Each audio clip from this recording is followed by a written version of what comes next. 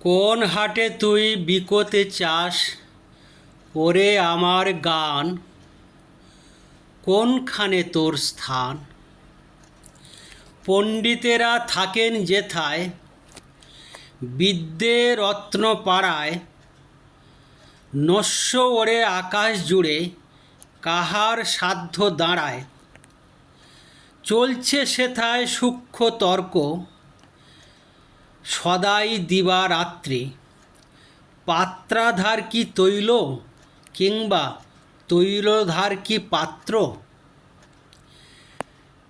পুঁথিপত্র মেলাই আছে মোহধান্ত নাশন, তারই মধ্যে একটি প্রান্তে পেতে চাস কি আসন? গান তা শুনি গুঞ্জরীরা গুঞ্জরিয়া কহে, নহে নহে নহে। কোন হাটে তুই বিকোতে চাস ওরে আমার গান, কোন দিকে তোর টান? পাষাণ গাঁথা প্রাসাদ পরে আছেন ভাগ্যবন্ত, মেহগিনির মঞ্চ জুড়ি ৫০০০ গ্রন্থ। সোনার জলে দাগ পড়ে না, খোলে না কেউ পাতা, অস্বাদিত মধু যেমন যুথি অনাঘ্রাতা। কি অপূর্ব কবিতা! কবিতার নাম যথাস্থান। বিশ্বকবি রবি ঠাকুরের লেখা অপূর্ব একটি কবিতা। তার কিছু অংশ মাত্র পাঠ করে শোনালাম। তো আমার আজকের আলোচনার বিষয় মালোপমা, অর্থাৎ মালার মতো উপমা।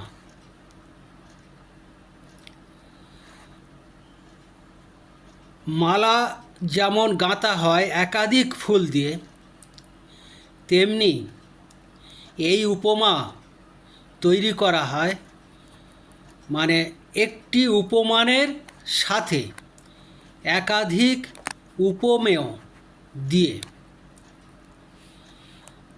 তা এই যে কবিতা পড়লাম তার মধ্যেই পেয়ে যাবেন। মেহগিনির মঞ্চ জুড়ি ৫০০০ গ্রন্থ, সোনার জলে দাগ পড়ে না, খোলে না কেউ পাতা, অস্বাদিত মধু যেমন যুথি অনাঘ্রাতা।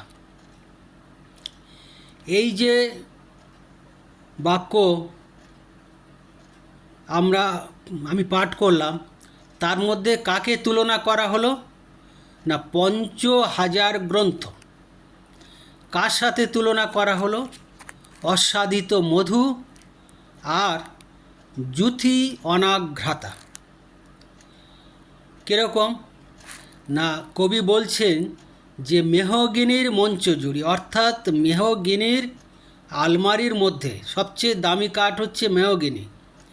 সেই আলমারির মধ্যে ৫০০০ গ্রন্থ, অর্থাৎ হাজার হাজার গ্রন্থ আছে, কিন্তু সোনার জলে দাগ পড়ে না, খোলে না কেউ পাতা। অর্থাৎ ওই বইগুলো কেউ পাতা খুলে দেখে না, যার ফলে ওই বইয়ের মধ্যে যে জ্ঞান রূপ মধু আছে সেটা কীরকম? অস্বাদিত মধু। অর্থাৎ যে মধু কেউ স্বাদ গ্রহণ করেনি, সেই অস্বাদিত মধু আছে ওই গ্রন্থগুলির মধ্যে। আর যুথি অনাঘ্রাতা, যুথি অনাঘ্রাতা বলতে যে জুঁই ফুল সবে ফুটছে, এখনও তার গন্ধ বাতাসে প্রস্ফুটিত হয়নি, সেই সদ্য ফুটিত যে যুথির গন্ধ, তার সঙ্গে এই যে ৫০০০ গ্রন্থের জ্ঞানের গন্ধর সাথে তুলনা করা হয়েছে। কি অপূর্ব উদাহরণ দিয়ে, মানে তুলনা, মানে যাকে বলে উপমা, কি অপূর্ব উপমা দিয়ে এই উপমাটা গঠিত।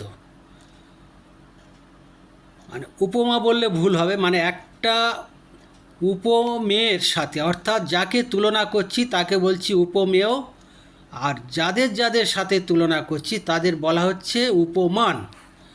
তাহলে একটা উপমেয়ের সাথে একের অধিক উপমান দিয়ে এই বাক্যটা গঠিত করা হয়েছে, যার জন্য কবিতার যে ভাষার আকর্ষণ একটা বিশাল আকার ধারণ করেছে, খুব উচ্চ পর্যায়ে পৌঁছে গেছে।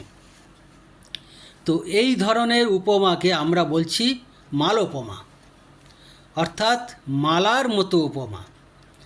তো আমি একটা সহজ ভাষায় একটা ছোট উদাহরণ দিচ্ছি। তোমার মুখ চাঁদের মতো, ফুলের মতো, পাখির মতো। তাহলে তোমার মুখটাকে কার কার সাথে তুলনা করছি? চাঁদের মতো বলছি, ফুলের মতো বলছি এবং পাখির মতো সুন্দর। তাহলে তোমার মুখটা কার মতো সুন্দর? চাঁদের মতো সুন্দর, ফুলের মতো সুন্দর এবং পাখির মতো সুন্দর। এই তিনজনের সাথে মুখটাকে তুলনা করছে। তাহলে মুখটা হচ্ছে উপমেয়, আর উপমান পাচ্ছে এখানে তিনখানা: চাঁদ, ফুল এবং পাখি। সেই রূপ এই যে পঞ্চহাজার গ্রন্থটাকে আমরা অস্বাদিত মধু এবং যুথি, অনাঘ্রাতা যুথির সাথে তুলনা করা হয়েছে। তো এটা মালোপমার উদাহরণ। তো আমি আরও একটা উদাহরণ দিচ্ছি, তাহলে আরও মালোপমা সম্পর্কে ধারণাটা আরও ভালো লাগবে। মলিনা বদনা দেবী হায়রে যেমতি, খনির তিমির গর্ভে সূর্যকান্তমণি, কিংবা বিম্বাধার রমা অম্বুরাশি তলে। কি সুন্দর একটা বাক্য, মাইকেল মধুসূদন দত্তের লেখা। মলিনা বদনা দেবী হায়রে যেমতি, খনির তিমির গর্ভে সূর্যকান্তমণি, কিংবা বিম্বাধার রমা অম্বুরাশি তলে। কাকে তুলনা করা হচ্ছে? দেবীকে। কার সাথে? সূর্যকান্তমণি এবং রমা।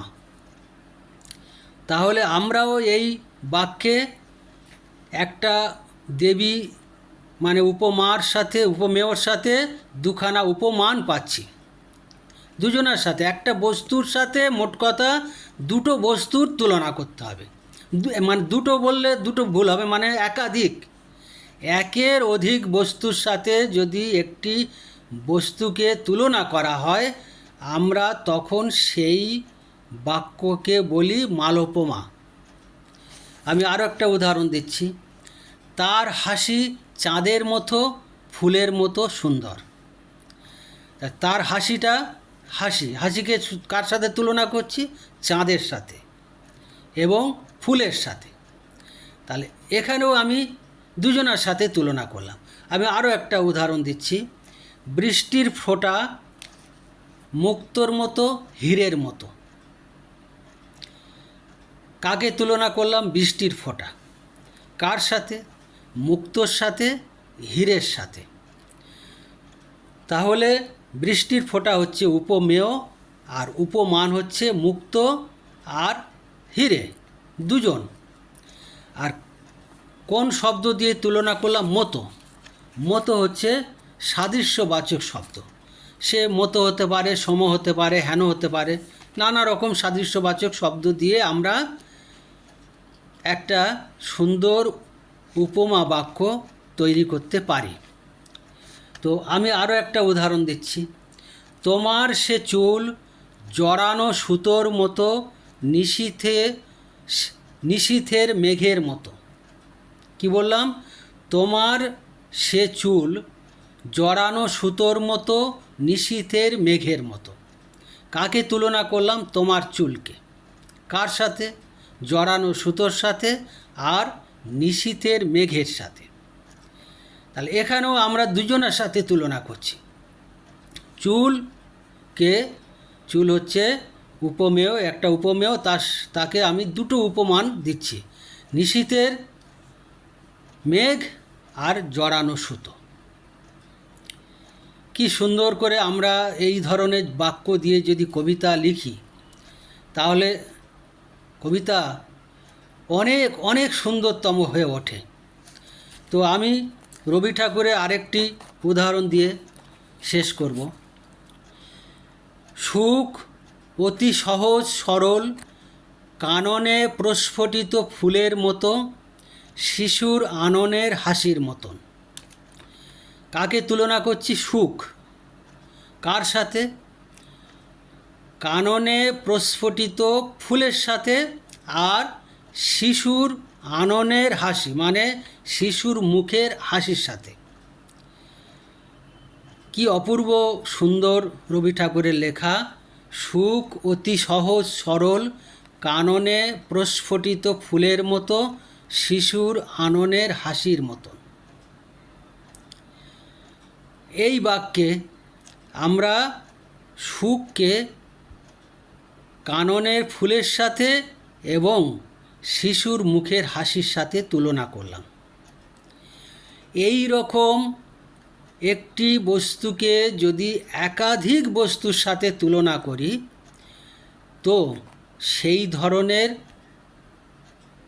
বাক্যকে আমরা বলি মালোপমা। এই রকম মালোপমা দ্বারা যত সুন্দর করে কবিতা লেখা যাবে তত কবিতা আরও সুন্দরতম হয়ে উঠবে। তো আজকের আমি উপমা চ্যাপ্টারে আগে আমি পূর্ণ উপমা বলেছি, লুপ্ত উপমা বলেছি, আর আজকের মালোপমা, এই মালোপমা নিয়ে আলোচনা করলাম। এখনও উপমা নিয়ে আরও দুটো পার্ট আছে, পরের ভিডিওয়ে আমি আলোচনা করব। সঙ্গে থাকুন, ভালো থাকুন। এবং ছন্দ নিয়ে বিভিন্ন ভিডিওয়ে আমি কিভাবে কবিতাকে আরও সুন্দরতম করে তোলা যায় তাই নিয়ে এক একটা করে ভিডিও করে ছাড়ব। নমস্কার, ভালো থাকুন।